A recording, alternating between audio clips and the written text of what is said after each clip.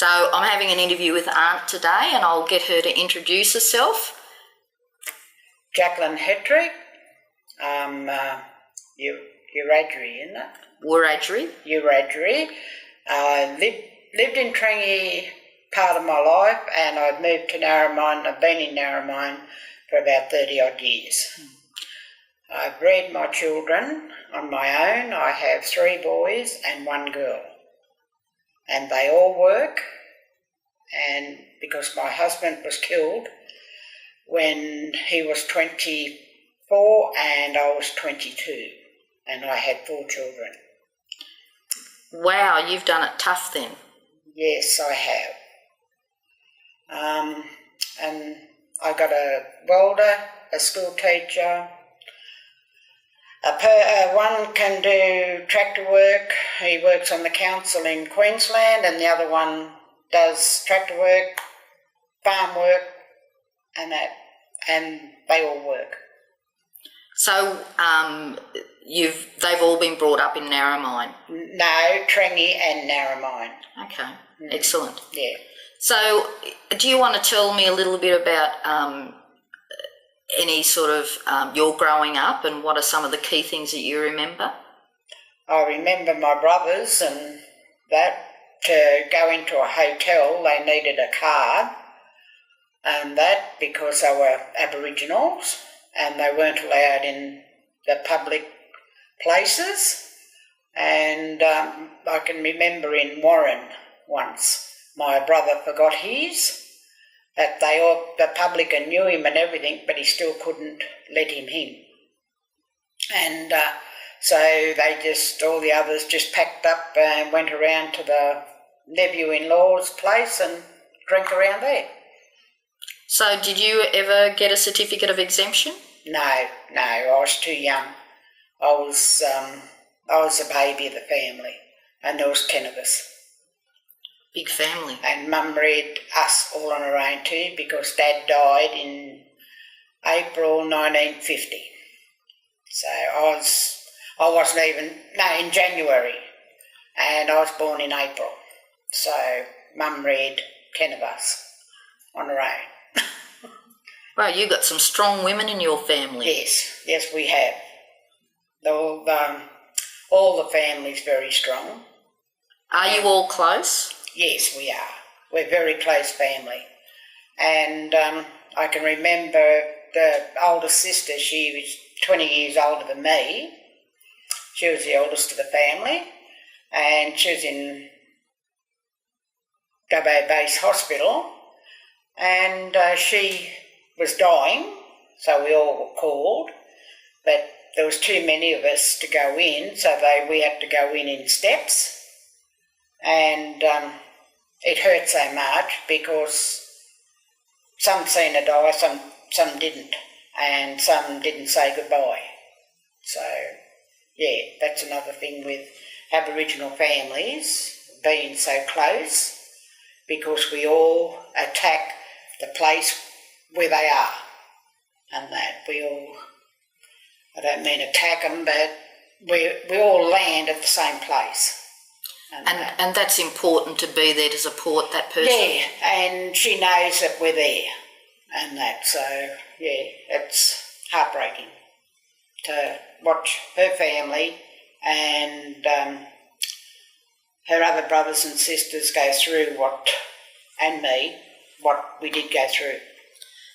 Are there any other examples that you have of where there's actually been some sort of conflict between like Aboriginal ways of doing things and non-Aboriginal ways of doing things? At school, yes. We were sort of on the outer, going to school. I can let you know. We were on the outer going to school, and we were over this side and the whites were over the other side. So why were you on the outer? Why do you think that was? Oh, just because we were Aboriginal, and we didn't have the education like they do now in these days. That if we didn't want to learn, we didn't have to learn. So, they just set us over and they concentrated on the other lot. yeah, that's one thing going to school. Did you go all the way through school? No, I only went to year 10. Why is that? I just wanted to get out and get a job and work. And so what did you do? What sort of work did you do? I done farm work in the farmhouses and worked on the cotton, hotel work, upstairs and downstairs, and the bar work, and the kitchen. Wherever I could get a job, I got. All right, so you've been fairly steadily Yes, employed. I never went without a job. And that I'm on a pension now is because I have a brain tumour, and I've had half out, and I've still got half, and I've had my both knees done, and a lady's just full of arthritis. I'd say you're also full of life too. Oh yes, I love coming down to TAFE. So what are you doing at TAFE? I'm doing music, language and computer work. Wow. Learning how to do the computer. So never say never. So no, don't ever say you can't do it, because if anyone can do it, if I can do it, anyone can do it. Now we're looking at examples that we can give to university students who might end up working in communities where there's a lot of Aboriginal people or working for Aboriginal people. Are there any sorts of things that you want to say to them? Mix all together. Don't line a lot up. Make sure they're all combined, and you'll get on a lot better with them. Are there any examples of other things that you'd like to mention as an example to teach any of these students about, things that might go wrong that they might need to think about?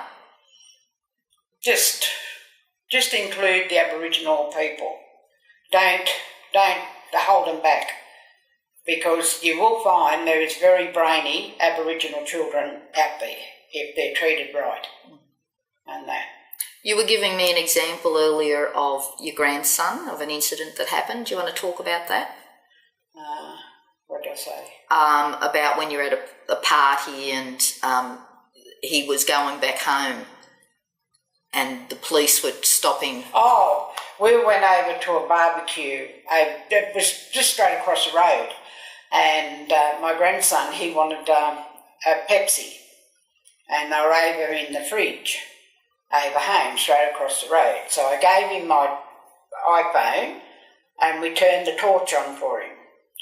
And I was standing at the back of the car. All he had to do was go straight across the road. There was no cars or anything, and then I could see the police wagon coming, and they went real steady past him, and that's when I stepped off the gutter onto the road, and he seen me, so he just sort of took off.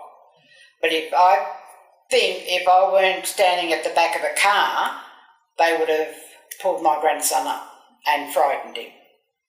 But he's only young. He's 8. He was 8 years of age.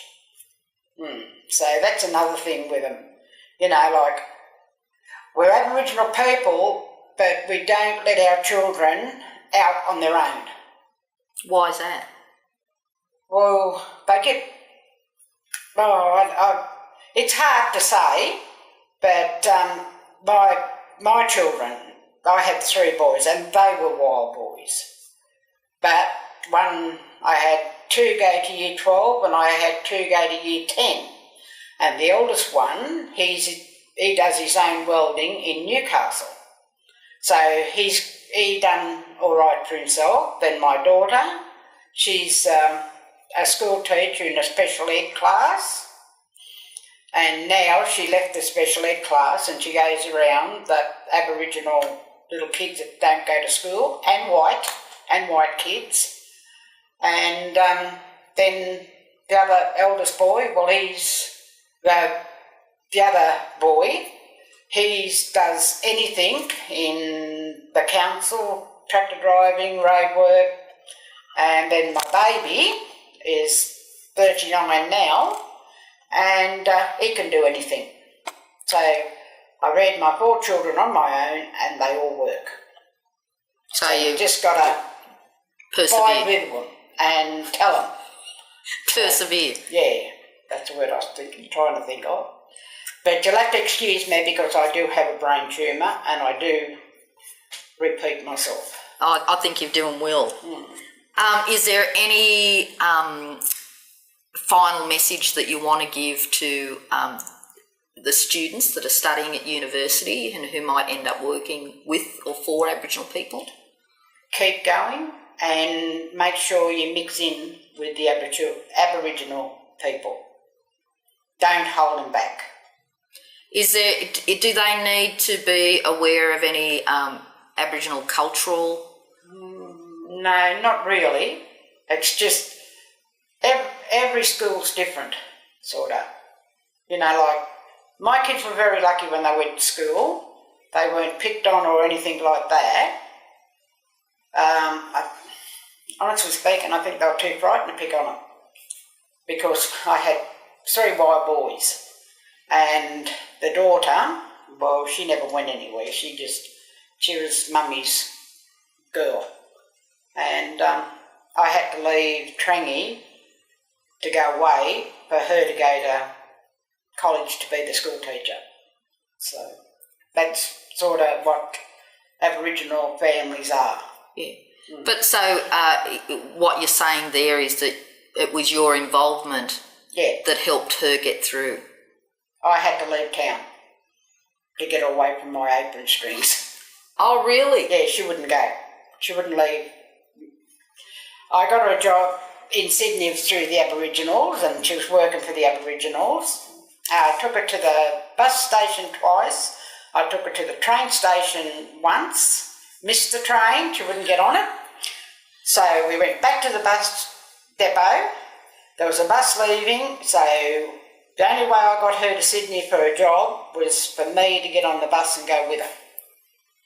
And she was 19 years of age. But that's what a lot of that's what Aboriginal families do. Yeah. And that's how close Aboriginal families are. You always have to do it together. I've got to break. Okay. Starting my head. Thank you.